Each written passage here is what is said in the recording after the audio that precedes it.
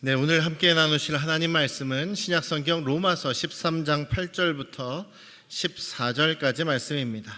우리 전영명 원사님 인도 아래 교독으로 읽으시고 마지막 절은 함께 읽겠습니다. 피차 사랑의 빛 위에는 아무에게든지 아무 빛도 지지 말라. 남을 사랑하는 자는 율법을 다 이루었느니라. 간음하지 말라, 살인하지 말라, 도둑질하지 말라, 탐내지 말라 한 것과 그 외에 다른 계명이 있을지라도 내 이웃을 내 자신과 같이 사랑하라 하신 그 말씀 가운데 다 들었느니라. 사랑은 이웃에게 악을 행하지 아니하나니 그러므로 사랑은 율법의 완성이니라. 또는 너희가 이 시기를 알거니와 자다가 깰 때가 벌써 되었으니 이는 이제 우리의 구원이 처음 믿을 때보다 가까웠음이라.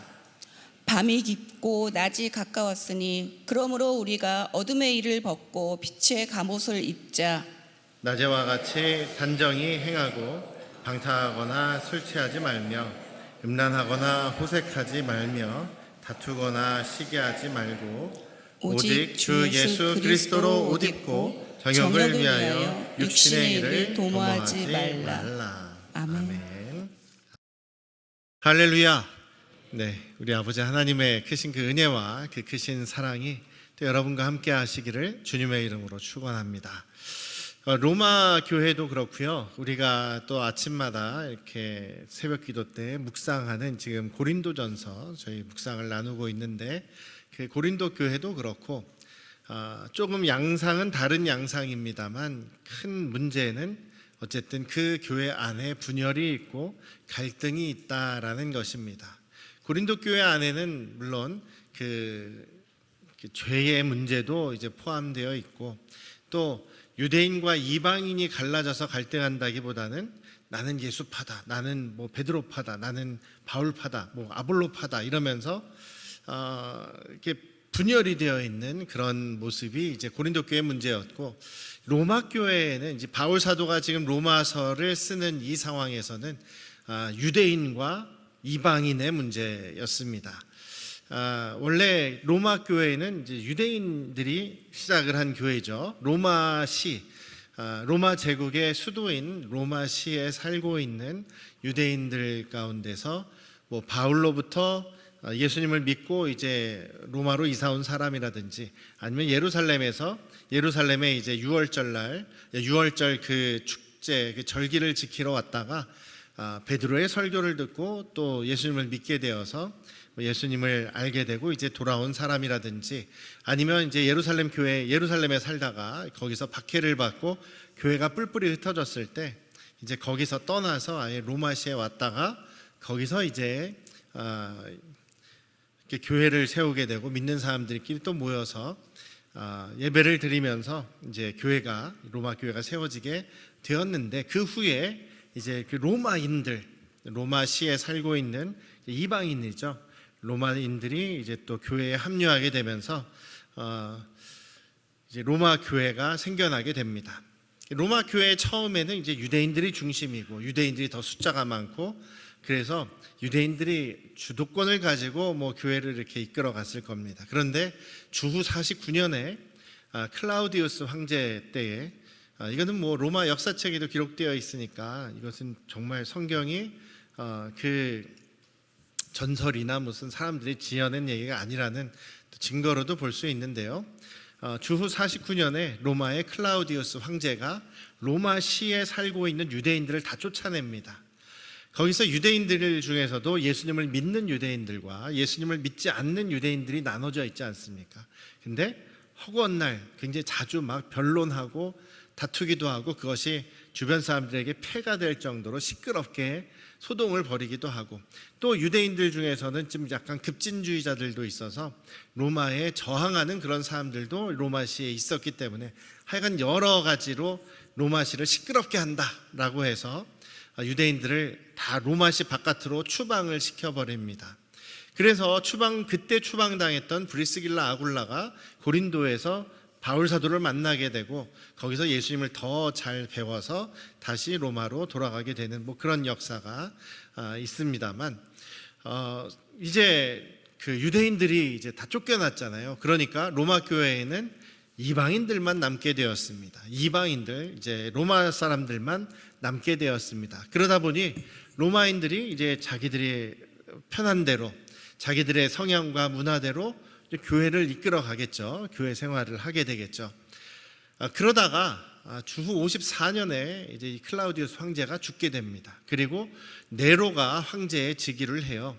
그래서 처음에 네로 황제는 유대인들과 또 기독교인들에게 호의적이었습니다. 그래서 유대인들, 로마시 바깥으로 쫓겨났던 유대인들에게 다시 이제 로마로 돌아와서 살아도 된다라는 그런 명령을 내렸어요. 그래서 그 허가를 받고 유대인들이 다시 로마로 돌아오게 되고 로마 교회로 다시 돌아왔겠죠. 근데 이제 상황이 완전히 달라졌습니다. 그동안에는 이제 처음에는 유대인들이 주류였고 유대인들이 다수였고 그러다 보니 유대인 중심으로 교회가 운영되었었다면 돌아와 보니까 완전히 그 유대인들 입장에서는 개판이다라고 생각할 수가 있겠죠. 이방인들은 신전, 그 예수님을 믿기 전에 신전에서 모여서 신전에서 제사 드리고 신전에서 축제를 행하고 신전에서 또 먹고 마시고 거기에서 또 이방인들을 섬기고 그리고 그 사람들과 관계를 맺으면서 사업도 하고 뭐 일상생활에 하여간 그 성전 중심으로 성전이라기보다는 신전 중심으로 그들의 일상이 진행이 되었다면 유대인들은 회당 중심이었죠. 유대인들이 모이는 회당. 그래서 각 가정에서 예배를 드리고 성찬을 하고 같이 식사를 먹는 그런 모임을 한 다음에 또 안식일에는 또 회당에서 모여서 또 거기서 또 예배를 드리는 거예요. 그러다 보니 이제 비기독교인인 유대인들하고 거기서 마찰이 많이 일어났던 것이죠. 어쨌든 유대인들에게 있어서는 유대인들의 신앙생활의 모습은 이제 율법을 지키고 할례도 행하고 또 그 이제 회당 중심으로 또 그들이 다시 모이고 뭐 이런 모습이었는데 상대적으로 이방인들은 좀 자유롭습니다. 상대적으로 이방인들은 좀 자유로워요. 예수만 믿으면 된다. 우리는 뭐 유대인이 아니기 때문에 유대 율법하고 상관없고 그런 것들을 예수만 믿으면 우리는 자유롭게 행해도 된다. 뭐 약간 이런 쪽이었습니다. 그러다 보니 갈등이 일어나는 거죠. 다툼이 일어나는 거죠. 그래서 바울 사도가 이 로마 교회에 대해서 편지를 쓰면서 또 계속 강조한 내용 중에 하나가 하나 되는 것이다. 또 다투지 말아야 된다. 이런 얘기를 또 강조하고 있습니다. 그러면서 물론 복음이 무엇이냐, 우리가 예수님을 믿는다는 것이 무엇이냐라는 것을 여러 번에 걸쳐서 잘 설명을 하고 있습니다. 그래서 우리 그리스도인들이 믿고 따르는 그 복음의 내용이 어떤 것인지 우리가 궁금하면 로마서를 우리가 반드시 여러 번 읽고 로마서의 내용을 아는 것이 중요한 이유가 여기에 있습니다. 특별히 오늘 본문에서는 바울 사도가 지금 로마 교회에 대해서 권면하는 그 권면의 내용에서 가장 핵심적인 내용을 지금 이야기하고 있습니다. 그렇게 갈등이 있고 다툼이 있고 나눠져 있는 너희들 아니냐. 너희들이 유대인과 이방인들이 원래 다르다. 그래서 유대인들은 이방인들을 볼 때마다 답답해하고 이방인들은 유대인들을 볼 때마다 너무 좀 교만해 보이고 좀 꽉 막혀 있는 사람 같고 또 자기들만 이제 외고집인 것 같다. 뭐 이렇게 서로 상대방에 대해서 불편한 시선으로 서로 어떻게 보면 갈등이 있는 거죠. 그래서 그 보통 이제 예배 드리고 또 이제 식사를 같이 하지 않습니까? 우리도 예배를 드리고 식사를 같이 하죠. 초대교회에서부터 시작된 어떻게 보면 전통입니다. 같이 우리가 하나님의 자녀들의 모임, 하나님의 자녀들로서 우리 한 가족이기 때문에 함께 먹고 함께 예배드리고 함께 도와가는 것이 우리 그리스도인의 삶, 교회의 삶의 가장 중요한 부분이죠. 그런데 이 로마 교회 성도들은요, 이제 밥도 같이 안 먹는 그런 사이가 됐다는 겁니다. 우리도 식당에서 이제 점심에 여러분들 식당에 내려가셔서 식사하실 때 혹시 사이가 나랑 저 사람 싫어 그러면은 아예 반대쪽에 멀리 떨어져서 앉고 그러십니까? 그러지는 않습니까? 로마 사람들이 그랬다는 거예요. 유대인들은 이쪽에서 앉고 그 이방인 로마인 사람들은 이쪽 반대쪽에 앉아서 이렇게 자기들끼리 식사하는 그런, 어떻게 보면 주님의 한 그 가정 안에서 관계가 깨어져 있는 모습이 적나라하게 드러나는 부분이 바로 식탁에서의 모습 아니겠습니까? 여러분들도 가족끼리 만약에 사이가 안 좋아요. 그러면 같이 밥 먹으려고 하지 않잖아요. 같이, 우리 아이들도 사춘기 때는 자기들이 혼자 막 그냥 아무 때나 그냥 자기 먹고 싶을 때 혼자 따로 먹고 싶어 하지, 야 우리 식사는 다 같이 하자, 그럼 굉장히 불편해할 때가 있지 않습니까? 그런 것처럼 이 교회 안에도 관계에 문제가 생기면 가장 두드러지게 나타나는 것이 밥 먹을 때 보면 안다라는 거죠. 여러분들도 한번 잘 보십시오. 식사하실 때 혹시 누군가 껄끄러운 사람이 있진 않은지, 혹시 나와 갈등이 있는 사람이 있진 않은지. 우리 교회 안에서는 그런 모습들이 좀 없어야 되겠죠. 바울 사도가 강조하는 모습도 그것입니다. 우리가 하나님의 자녀이기 때문에, 하나님으로부터 부름받은 어떻게 보면 믿음 안에 한 가족이기 때문에, 한 몸이기 때문에 우리는 하나가 되어야 된다. 그 방법, 유일한 방법이고 가장 효과적인 방법은 그래서 사랑하라라는 것입니다. 세상의 어떤 법보다도 예수 그리스도의 사랑의 법을 잘 우리가 지키고 따라야 한다라고 강조하고 있는 거죠. 8절에서 그렇게 강조합니다. 같이 읽어볼까요? 앞부분만 읽어보십시다. 시작. 피차 사랑의 빛 외에는 아무에게도 아무 빛도 지지 말라. 그렇죠? 네. 빛을 져도 되는 것은 딱 한 가지, 사랑의 빛이다라고 얘기를 하는 거예요. 사랑의 빛은 져라, 사랑의 빛은 줘라. 그런 얘기는 즉 서로 사랑하라는 이야기죠. 다른 세상의 빛은 어떤 것도 지지 말라고 이야기를 합니다. 빚을 지면 어떻게 됩니까? 그 빌린 사람에게 종이 되는 거죠. 잠언에서도 구약 성경에서도 절대로 빚을 지지 말아라, 보증도 서주지 말아라, 이런 얘기를 합니다. 사람 잃어버린다, 그 사람이 지옥 갈 수도 있게 된다, 뭐 이렇게까지 강조하는 얘기가 빚에 대한 이야기입니다. 그런데 예수님께서도 그렇고 이 사도 바울도 그렇고 사랑하는 데 있어서는 우리가 빚을 주는 거 상관없다. 우리는 예수 그리스도에게 사랑의 빚을 진 사람들입니다. 십자가에 사랑의 빚을 졌지 않습니까? 그것을 우리가 갚을 수가 없습니다. 평생 어떻게 해도 갚을 수가 없습니다. 그렇기에 주님께서는 나한테 갚으려고 하지 말고 서로 사랑하라라는 법으로 우리에게 주신 것이죠.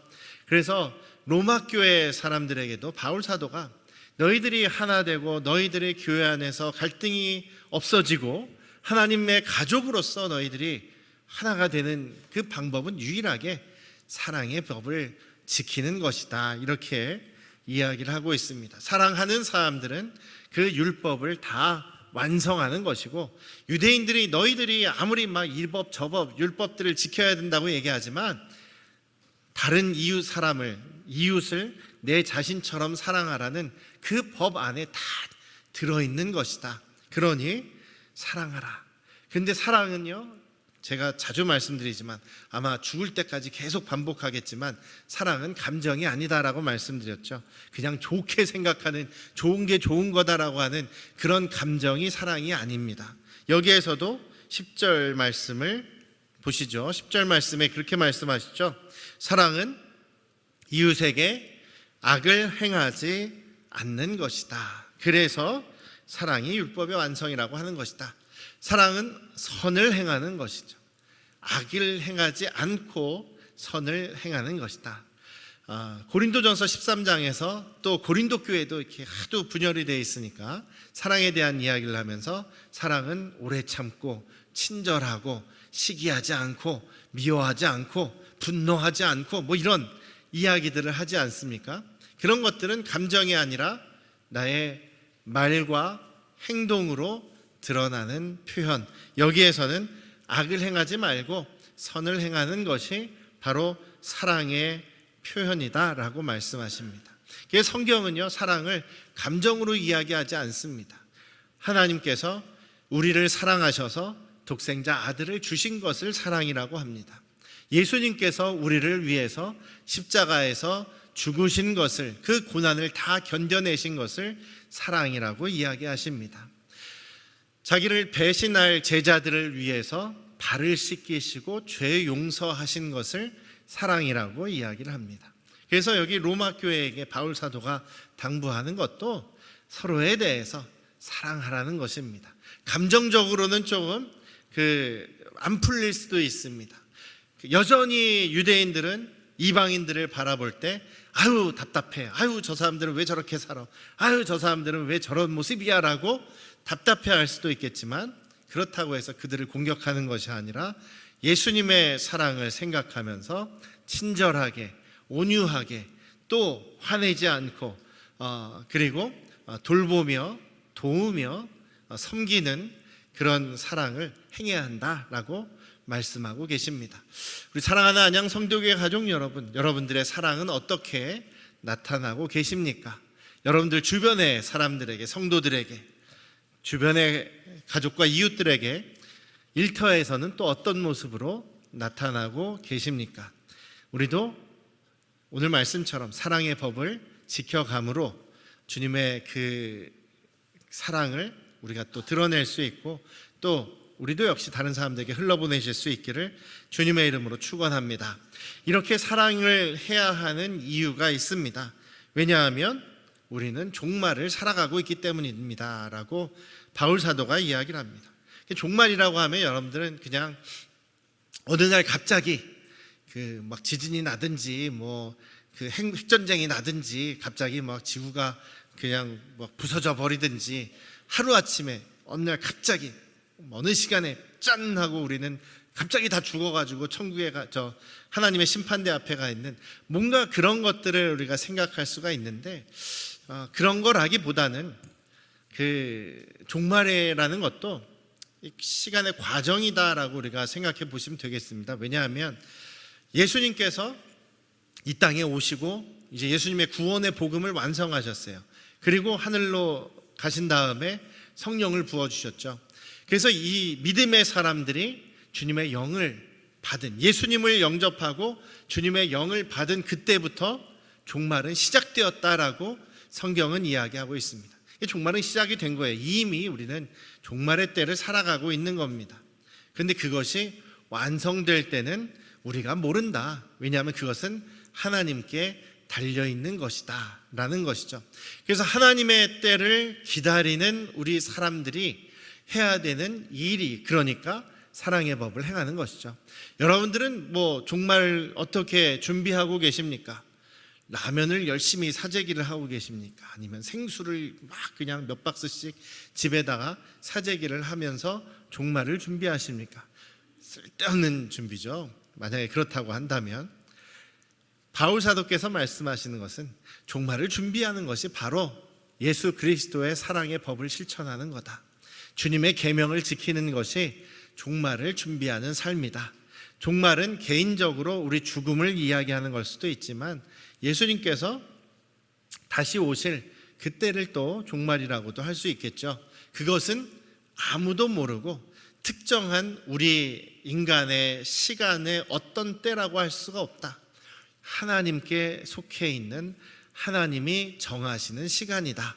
그래서 여기 이제 카이로스라는 말을 하는데, 그리스어에서, 헬라어에서 시간이라는 말은, 혹은 때라는 말은 두 가지 단어입니다. 하나는 그냥 흘러가는 우리 째깍째깍 시계바늘로 돌아가는 그 인간의 시간, 다른 하나는 하나님이 주장하시는 하나님의 때, 하나님의 시간이 있습니다. 다른 두 가지 표현이 성경에 나오는 거예요. 11절에 보시면 너희가 이 시기를 알거니와 라고 하는데, 이것은 하나님의 때를 의미하는 겁니다. 하나님께서 언제 우리를 데려가시든 다시 오시든 그것은 하나님께 속해 있는 하나님의 때이다. 그러니 우리는 하나님의 때를 살아가고 하나님의 때를 준비하는 사람들로서 어떻게 살 것이냐? 다시 말씀드리지만 사랑의 법을 실천하는 것.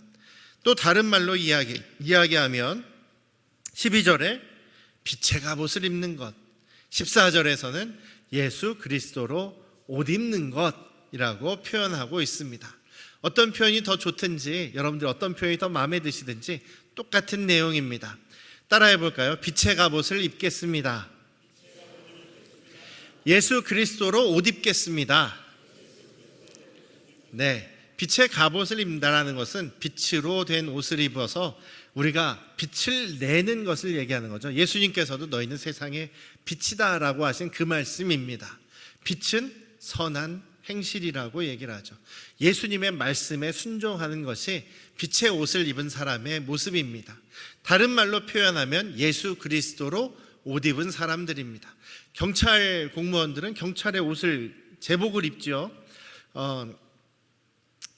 아침에 이제 출근 시간이 되면 저기 범계 사거리 가면 엄청나게 막 막힙니다. 그런데 많은 차들이 그 좌회전하는 차들이 두 차선이고 직진하는 차선이 두 차선이에요. 그런데 출근 시간만 되면 여기 좌회전 차선이 아닌 이 두 차선으로 쭉 오다가 차들이 막혀 있으니까 쭉 오다가 막판에 얌체같이 끼어드는 사람들이 있어요. 얌체같이 끼어드는 사람이 있어요. 그래서 그 사람들 때문에 그 차도가 더 막히는 거예요.